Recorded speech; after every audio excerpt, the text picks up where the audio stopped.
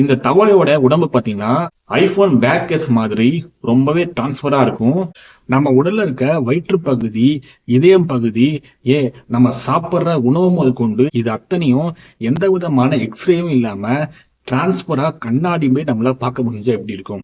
அது போலதான் தான் உடல்ல இருக்க இதயம், குடல் இது அத்தனையும் பாத்தீங்கன்னா எந்த விதமான எக்ஸ்ரேயும் இல்லாம சும்மா கண்ணாடி மாதிரி தெள்ள தெளிவா காட்டக்கூடிய ஒரு உயிரினம் தான் இந்த கிளாஸ் ஃப்ராக்ங்கிற இந்த அரிய வகை தவளை. இதோட முதுகு பார்க்கறதுக்கு ஒரு சாதாரண தவளை மாதிரி தான் பச்சை நிறத்துல இருக்கும்.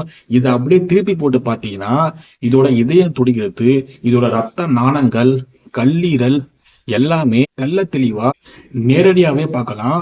உண்மையாலே இது ஒரு நடமாடும் பயாலஜி லேப் தான். இது ஏன் இந்த மாதிரி இருக்குதுன்னா, இது இலை மேல உட்கார்ந்துட்டு இருக்கும் போது இதை வேட்டையாட வர பாம்பு, பறவை போன்ற எதிரிகள் இத கிட்ட வந்து பார்த்துட்டு இது இலை மேல இருக்கா இல்லையான்னு தெரியாமலே கன்ஃபியூஸ் ஆகி போயிடும். ஏன்னா இது உடம்பு ரொம்ப டிரான்ஸ்பரா இருக்கிறதுனால வெளிச்சம் இது உடம்பு வழியா ஊடுருவி போகும்போது ஒரு ஹேலோ மேன் மாதிரி ஹேலோ ஃப்ராகா மாதிரி இது மறைஞ்சே போயிடும். இது தூங்க போது கூட தன்னோட ரத்தத்தை 90% லாக் பண்ணி தன்னோட கல்லீரலுக்குள்ள கொண்டு போய் ஸ்டோர் பண்ணி வச்சுக்கும். இந்த மாதிரி ஏன் செய்யுதுன்னா, ரத்தம் சிகப்பு கலர்ல இருக்கும்ல, அது தூங்கும் போது அதை வேட்டையாடக்கூடிய விலங்குகள் அதை கண்டுபிடிச்சி வந்துடும். அதனாலதான் இந்த மாதிரியான ஒரு இன்ஜினியரிங் டெக்னாலஜி அது கத்து வச்சிருக்கு. இந்த தவளைகளுக்கு தந்தை பாசம்ங்கிறது ரொம்பவே அதிகம்.